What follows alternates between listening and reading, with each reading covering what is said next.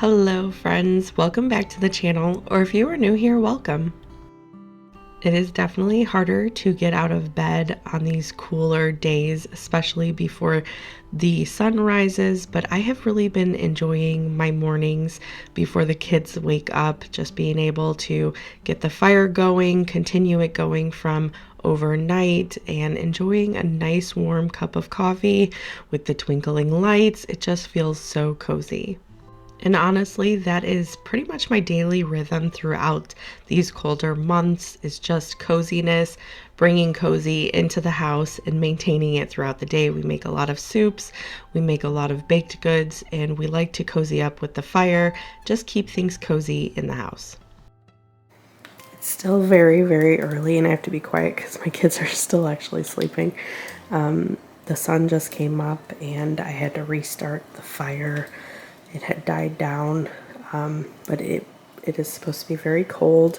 We are expecting a system. We're not sure if it's going to be snow or a winter mix or just ice, but we are expecting that really soon. So trying to get the fire going. I have some winter prep that I need to get to, close off like some doors and stuff, and get firewood drying in the garage, stuff like that we need to prepare for. I don't think this is going to be a major event. I don't think we're going to be stuck in our house or lose power or anything like that, but it's something that we always have to prepare for down here.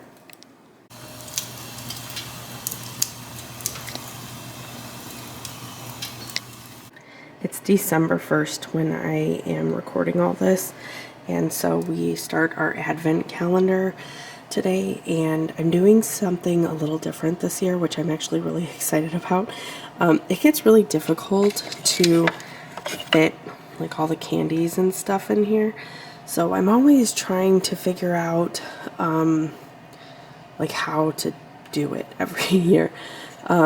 So I got this at Hobby Lobby a number of years ago because I was tired of buying the advent calendars every single year. Now they've actually gone up in price, so I'm kind of glad I figured out this system. But usually I fill it with a variety of candies. However, like I said, it can be kind of difficult to fill them, these little tiny boxes, with candy for each of the kids every single day.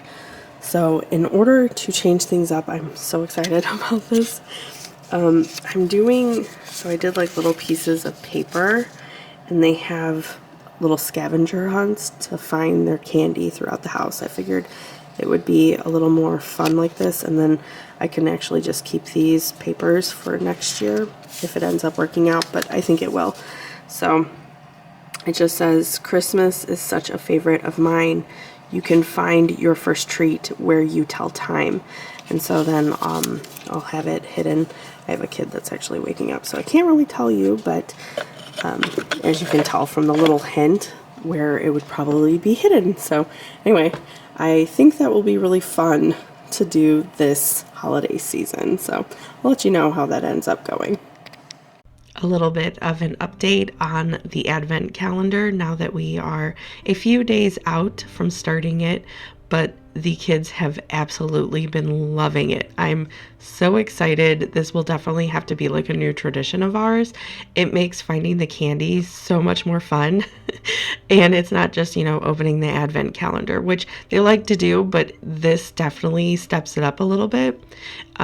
And I think it's just been so much fun. So anyway, my kids can be very competitive, and they get that from their father, but I think that is one reason why they really, really love it.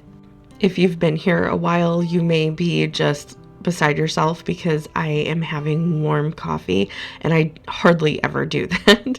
I usually always drink iced coffee, but something has gotten into me recently, and I am loving this coffee that I'm making. It's super simple. I just make a big pot of coffee in the morning, and usually I only drink 1 cup. It's usually for everybody else. I have 2 teenagers that think that they also need coffee in the morning, so I make a pot of coffee, and then I put in a sweet and low packet and a little bit of creamer. Now I need to make the switch to a like sugar-free creamer, but I have not made that switch yet. I'm a little scared. So I don't tend to love the artificial sweeteners, and I'm okay with sweet and low. That's pretty much the only one I can do, but I try to even limit that. So anyway, I do one sweet and low. I do a little bit, about the serving size, so like a tablespoon of the creamer, and then the cup of coffee, and then I have been topping it with the homemade whipped cream that I make, just a dollop of that. It adds so much creaminess. It is just incredible, and that has been my go-to thing. Again, I'm trying to make the adjustments to make it a little healthier, a little less sugar each time, so I'm slowly making those adjustments, but it has been so amazing to have each morning, something that I'm looking forward to whenever I am dragging myself out of bed in complete darkness and it's still very cold in the house. So something that I have really been enjoying in the morning. I'm getting started on a sweet treat that my family really enjoys pretty early, because I want it to be able to rise and ferment throughout the day. So then later this evening, I can kind of put it together. I like doing this on winter days, just having something going constantly, whether it's food, whether it's baked good, bread, anything like that. I like to kind of have stuff going throughout the day. So during our little breaks for school, lunchtime, anything like that, I can just pop into the kitchen and do whatever I need to do to maintain whatever is cooking, whatever is baking, anything like that. And then by the evening, we usually have a variety of things already ready for us. So I am doing what I have been calling a sourdough cinnamon roll snowflake. It's a little bit of a mouthful. I am not really doing this for breakfast, although if we want it for breakfast another morning, we can do that. But my family often likes to have a cinnamon roll for dessert. My kids love that. So I am kind of doing it for dessert and then some breakfasts probably coming up too. So while that was rising, I got to some schoolwork and stuff like that around the house. And then the storm started rolling in.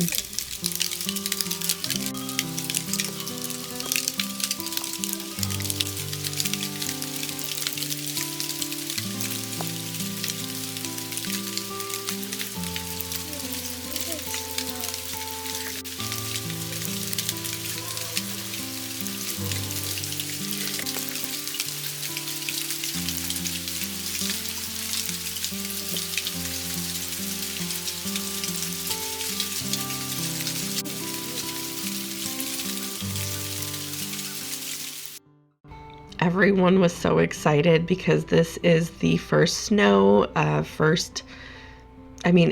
was snow a little later, so it's just hard to say that because it was like dark whenever it started snowing, so we couldn't really enjoy it as much as we wanted to, but it definitely was icing for a while, most of the day, and it doesn't really matter. It's always exciting, and around here it can be kind of scary with the roads, because I always say it's like Mario Kart racing, the video game, because it is winding and tons of hills and steep like roadsides. It's just kind of scary on a normal day.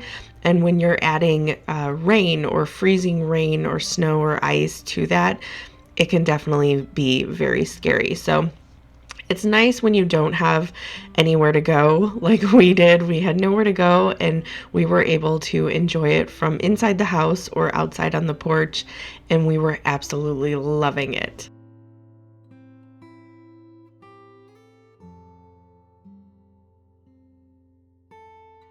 My dough is now done with its first rise, and I'm actually not going to do a second rise like I traditionally do with my cinnamon rolls. And just a note, you can do this recipe. It does not have to be cinnamon rolls. You could do Nutella. You could just do like a cocoa mixture. You could add like sliced apples, a variety of fruits, all kinds of different things. I'm just doing this because I thought it was easy, and that is what I wanted to do. So I am doing my normal cinnamon dough recipe with my normal cinnamon roll filling. But like I said, you can mix that up. And instead of actually rolling out the dough and then spreading the filling over top of the dough and cutting them into little rolls, I am spreading out. So I divided the dough into two. I'm going to make 2 snowflakes, and it can be a little tricky to work with, but just keep going. It gets easier, I promise. So I separated the dough into 2 pieces, and then I took each half and divided it into 4 different dough balls. So I will have 8 in total, but it's going to be 4 in each snowflake. So what I'm doing is I'm flattening out the dough, each one of the little 4 dough balls. I put the first one onto a piece of parchment paper. If you can get circles, go ahead, but the perfect thing about snowflakes is they are never perfect. They are never the same. So I am not too particular about making them perfect little circles. It will end up working out in the end. The only thing is you want to roll them out to be approximately the same size. So I have my first one on the parchment paper, and I am spreading my cinnamon roll mixture over top of it. And then I have my next dough ball all rolled out as well. So once I finish putting the filling onto this first one, then I will lay the other one on top of it, and I'm going to do that for all 4 layers. And you'll see what I mean as far as them not having to be exactly the same size. So I just kind of lay it on and then pull it to the edge.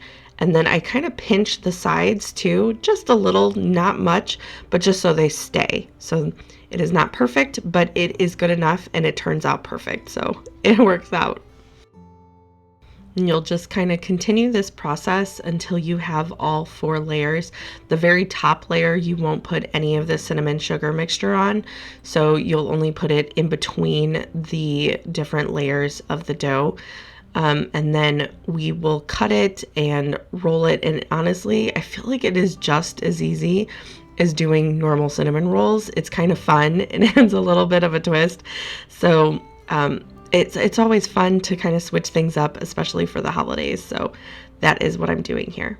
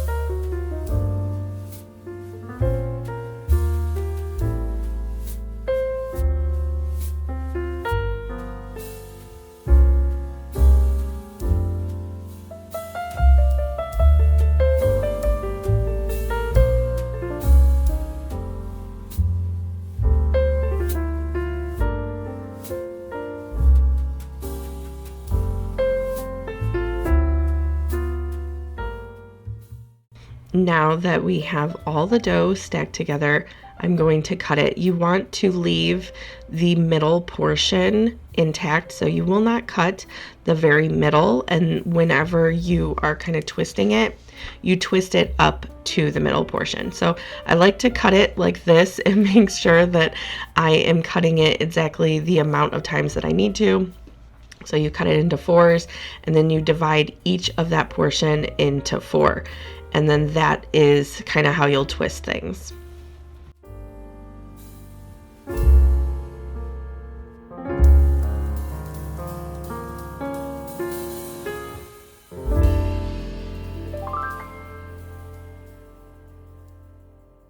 Once you get it all cut, then you'll take 2 at a time and you just kind of twist them outwards. A couple of times, I don't think it really matters too much. So you'll see I do it different variations. And then I like to pinch the ends just so they kind of stay together. It's a really nice thing because once they are done, you can kind of just pull apart each little segment of the snowflake, and that can be your piece. You can cut it if you want, but really I feel like it really doesn't need it. It's very flaky and they come apart pretty easily.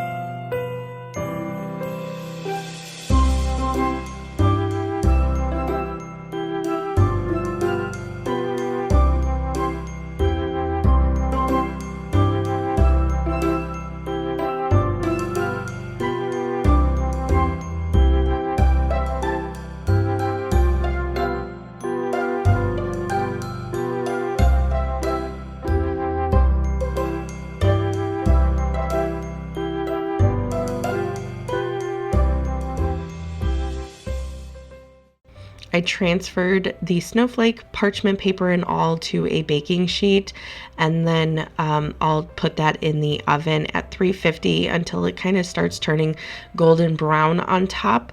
But before I do that, I like to brush it with some cream or milk, whatever you have on hand. It's kind of like, I don't know if you've seen, I do this sometimes to my cinnamon rolls too, where I'll pour some milk over top before you bake them. It just adds a really nice like fluffiness to it. And so I like doing that with the cream. It adds a really nice golden smooth texture whenever it comes out of the oven. It looks very pretty and it is delicious. So I like adding that before I bake it. Now, like I said, I did not do a second rise like I usually do with my cinnamon rolls. I just went ahead, I put the cream on, and then I popped it in the oven and it turned out perfectly.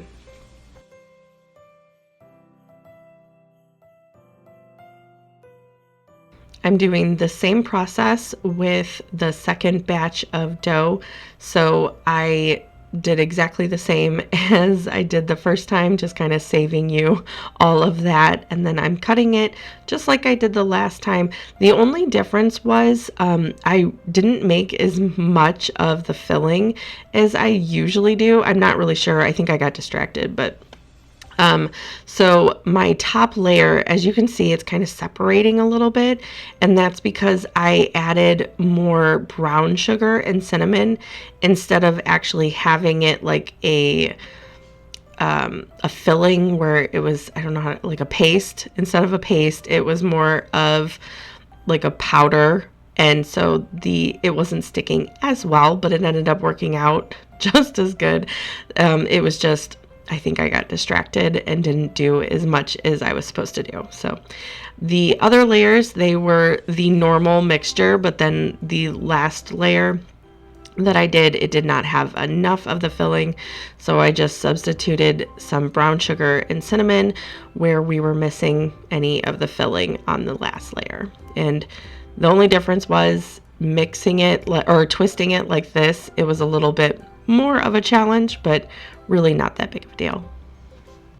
These cinnamon roll snowflakes are always a nice little twist. I know for Christmas, I tend to do a Nutella one, and instead of a snowflake, I'll often cut it into a Christmas tree. And it's kind of the same thing where you twist the branches of the Christmas tree.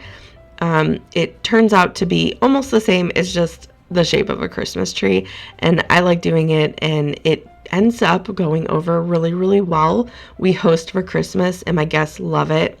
Like I said, I don't usually do the cinnamon rolls because I get requests for those often, and I don't know, I always feel like by Christmas people have to be getting burned out on the cinnamon rolls. So I end up switching it over to like a cocoa filling or a Nutella filling, and that goes over really well as a dessert for Christmas.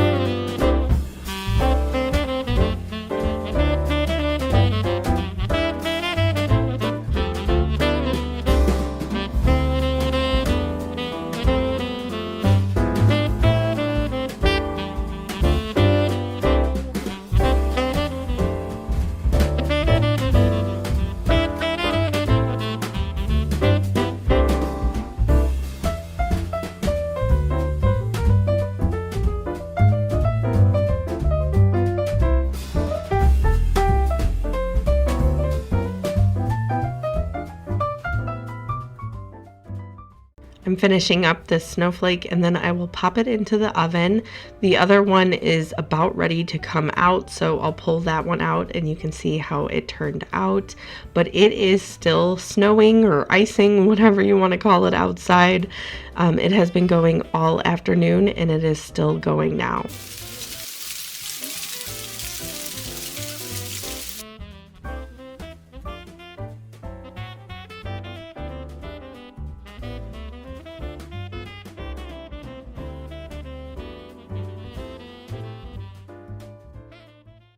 Here's how the snowflake turned out. Like I said, it has that nice little glaze effect over top of it, and that is from just brushing on the cream. And then you can top this with like some powdered sugar if you want. You can leave it as is. I am doing just the traditional icing from my cinnamon roll, giving it the whole cinnamon roll effect. Like I said, we had this for dessert this evening.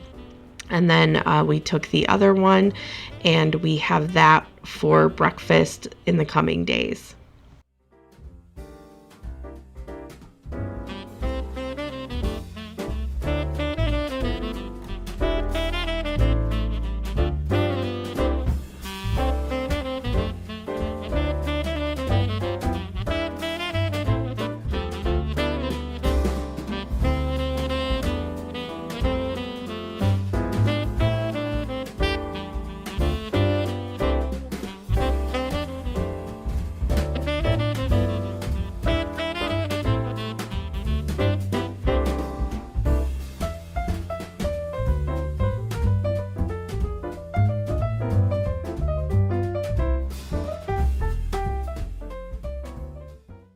Now that we have the important part out of the way, which is dessert, I'm going to start on some dinner.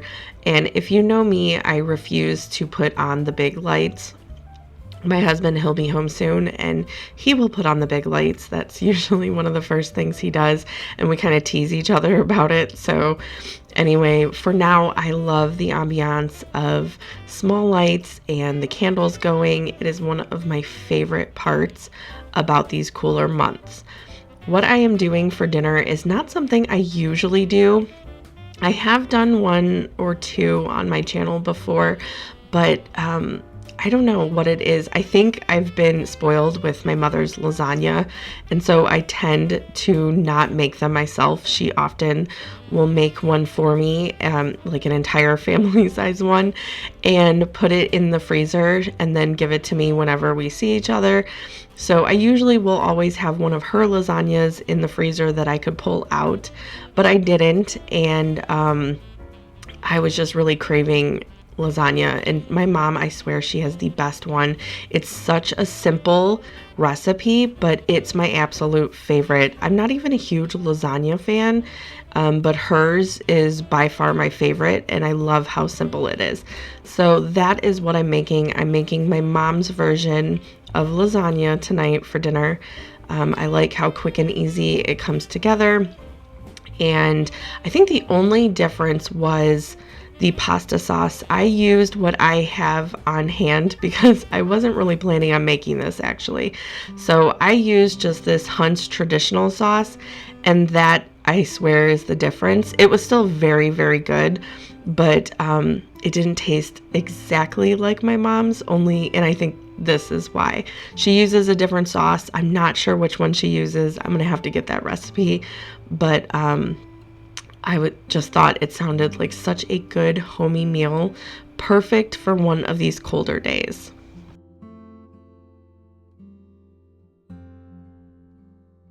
And I did have lasagna noodles. They were the kind that you just put in the oven, which I think is the first time I'm actually using those. I've made lasagna noodles from scratch before, and every other time I think I've just bought the noodles that you boil ahead of time and layer. These were all that the store had, and so I am using these, and I felt like it was super weird. It was just definitely out of my norm, and the whole time I was really nervous about it not being enough liquid to actually like soak up the noodles and make them tender. So I was kind of weirded out by that. I'm sure it is nothing if you're used to using those, but I was like, oh my gosh, first of all not even used to doing the lasagna, and like I said, I think that's just because I'm completely spoiled by my mom doing it for me. But yeah, I was just totally thrown off by the noodles that are supposed to be just ready for the oven. So anyway, what I did was I put a layer of the sauce in the bottom of the pan. I put the noodles over it, and then I added the sauce. I wanted to make sure, because they were the ones that were still hard, I wanted to make sure that I added the sauce directly to the noodles.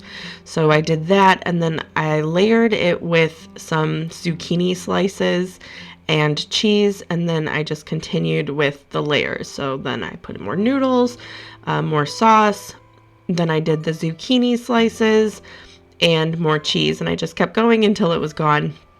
And I feel like that is kind of the difference with my mom's lasagna. She does not do the ricotta. She does not do the cottage cheese, which I'm fine with. I usually will add that in. However, sometimes my kids don't love those layers, so it's nice to have it a little bit of a difference.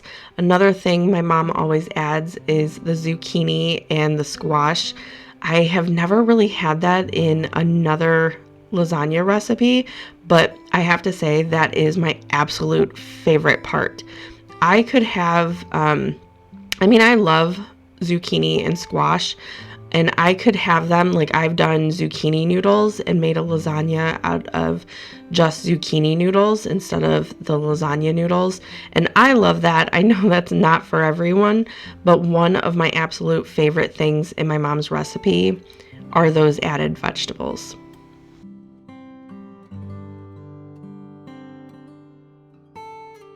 I'm adding a little bit more shredded cheese on top, and then I'll pop it in the oven and wait until it is nice and cooked through and starting to brown on top.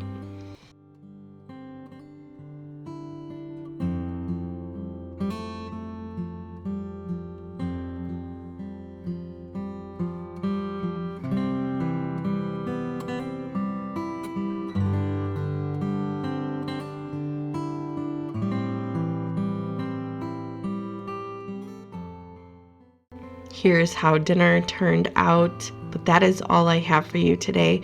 Thank you so much for hanging out with me and enjoying a nice, cozy day at home.